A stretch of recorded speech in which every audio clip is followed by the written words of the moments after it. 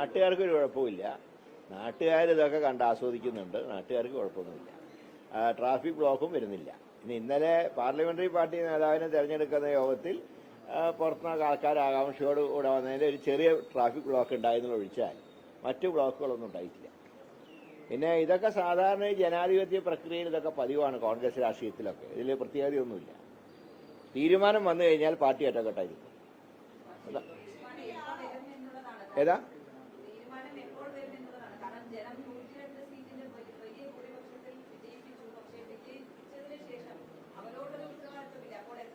ഞാൻ പറയാം, കഴിഞ്ഞ തവണ മെയ് ആദ്യ വാരത്തിൽ റിസൾട്ട് വന്നെങ്കിലും മെയ് 3-ാം വാരത്തിലാണ് തുടർ പ്രതിജ്ഞ നടന്നത്.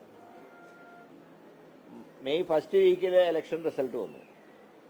23 വരെ അന്ന് കാത്തിരുന്നു. എൻ്റെ ഓർമ്മ ശരിയാണെങ്കിൽ മെയ് 23-ാം തീയതിയാണ് കഴിഞ്ഞ തവണ സത്യപ്രതിജ്ഞ ചെയ്തത്. ഇതിപ്പോൾ 4-ാം തീയതി റിസൾട്ട് വന്നിട്ടേ ഉള്ളൂ. ഇന്ന് ഡേറ്റ് 8 ആയിട്ടേ ഉള്ളൂ. അപ്പോഴേക്കും ഇതിനത്ര തിരക്ക്.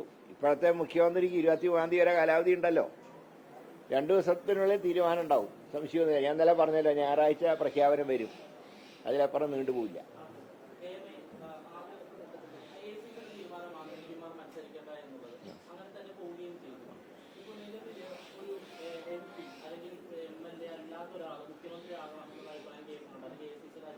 അല്ല, ഞാൻ എൻ്റെ അഭിപ്രായം പാർട്ടിയിൽ പറഞ്ഞിട്ടുണ്ട്. എൻ്റെ നിയോജകമണ്ഡലത്തിലെ ജനങ്ങളുടെ വികാരം കൂടെ ഞാൻ കണക്കിലെടുത്തുകൊണ്ടുള്ള കാര്യമാണ് ഞാൻ പറഞ്ഞിട്ടുള്ളത്. പക്ഷേ ആരെ പാർട്ടി തീരുമാനിച്ചാൽ ഞാൻ അംഗീകരിക്കും. ജനവികാരം കണക്കിലെടുത്തുകൊണ്ടുള്ള ഒരു തീരുമാനം ഹൈക്കമാൻഡിന്റെ ഭാഗത്തുണ്ടാവും എന്നാണ് എൻ്റെ പ്രതീക്ഷ. എന്ത് തീരുമാനം എടുത്താൽ ഞാൻ അംഗീകരിക്കും. അല്ല, ഞാൻ പറഞ്ഞ തീരുമാനം വന്നിട്ടില്ലല്ലോ.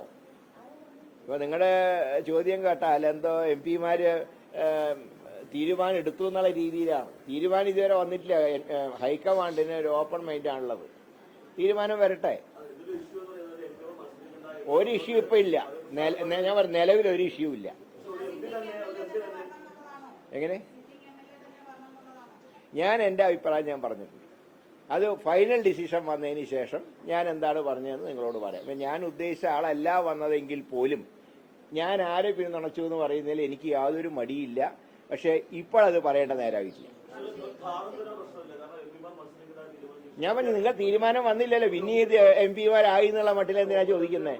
തീരുമാനം വരട്ടെ. തീരുമാനം വന്നിട്ട് നമുക്ക് ആലോചിക്കാം.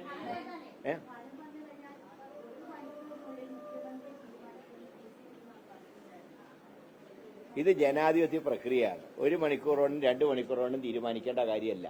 MLA-മാർ 63 കോൺഗ്രസ് MLA-മാരുണ്ട്. അവരുടെ അഭിപ്രായം അറിയണം. അതോടൊപ്പം തന്നെ ഘടകകക്ഷികളുമായിട്ടും ചർച്ച ചെയ്യണം. ഇന്നലെയൊക്കെ കഴിഞ്ഞിട്ടുണ്ട്. ചർച്ചയൊക്കെ കഴിഞ്ഞു. MLA-മാരുടെ അഭിപ്രായം ചോദിച്ചു കഴിഞ്ഞു.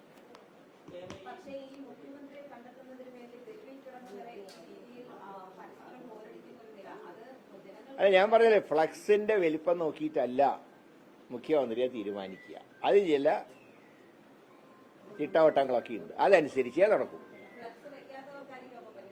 അതെനിക്ക് അറിഞ്ഞുകൂടാ. ഏതായാലും തീരുമാനം വരട്ടെ.